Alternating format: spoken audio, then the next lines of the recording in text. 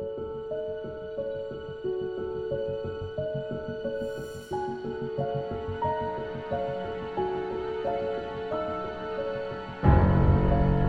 there. My name's Maldonado, and I'm a therapist with Taking Control Counseling in North Aurora, Illinois. You can hear sirens going off in the distance, which means something bad is happening. And that's kind of what I wanted to talk to you about, more so just topics that we tend to not talk about. Where did this come from? So I watched a video about human trafficking. This gentleman was talking about how his wife and child were nearly subject to human trafficking. What essentially is human trafficking? In a crude way, it's people being put into slavery. We like to think that slavery is kind of this thing of the past, especially in America. We like to think that it doesn't exist. But this is from the polarisproject.org, kind of showing, as you can see, some frequency in the places that human trafficking are popping up. So this is not some isolated area in America. This is not showing in the rest of the world or anything. This is here in our country.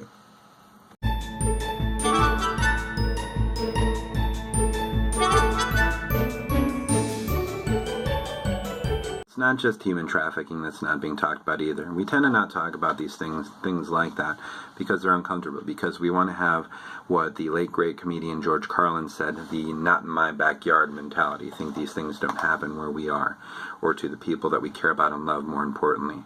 But organizations like RAINN, which is the Rape, Abuse, and Incest National Network, point out that every 98 seconds in America a sexual assault occurs of some sort. Now, 98 seconds, that's not a long time. If you think about it, in the time that I'm done talking in this video, that means that someone else will have suffered.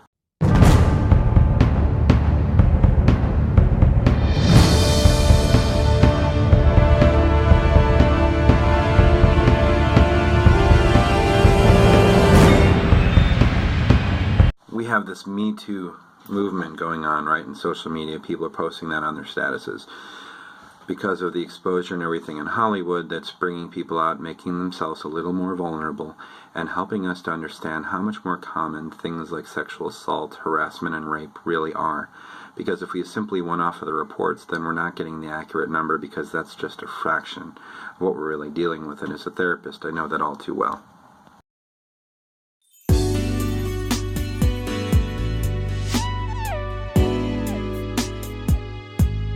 Another thing that doesn't get talked about enough is just sexual education.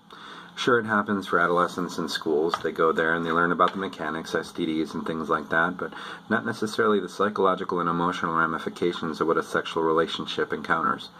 What it feels like to be rejected or to be used for sex or objectified, things like that. What it means for body image, the pressure of that. What it means to dress a certain way or this way or that way, and how you feel about your body, how you feel about your connections with people. All of these things are things to talk about. And if parents are able to create an open atmosphere where it's a non-judgmental and non-punitive sense where a child can come to their parent, have that talk, and feel okay about having that talk, then they'll be walking away more educated, more understanding, and know that if they have problems, they can come back to you and talk to you.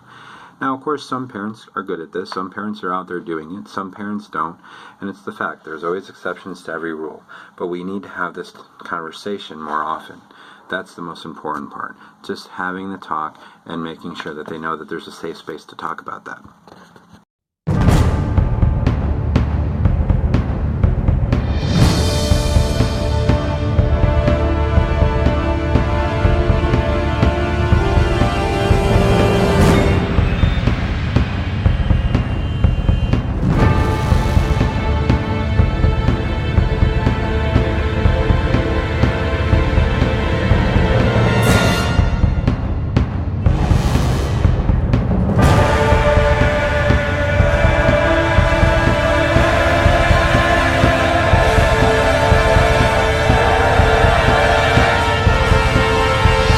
That also goes for mental health issues in general.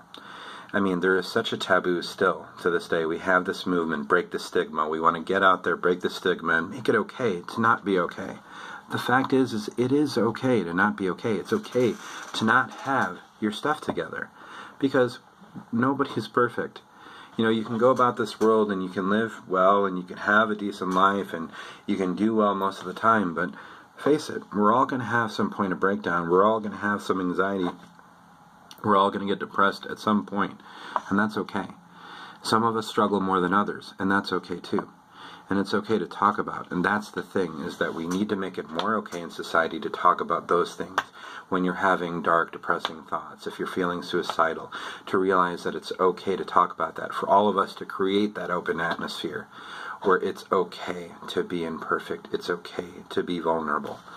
If we create that atmosphere and support each other, look out for each other through human trafficking, through sexual assault, through rape, through sexual harassment, through sexual education, through mental health issues, through cutting, through other forms of self-injury, eating disorders, all of these things that we feel so much pressure to internalize about, then we can really come together as a society, support each other, and have a better future.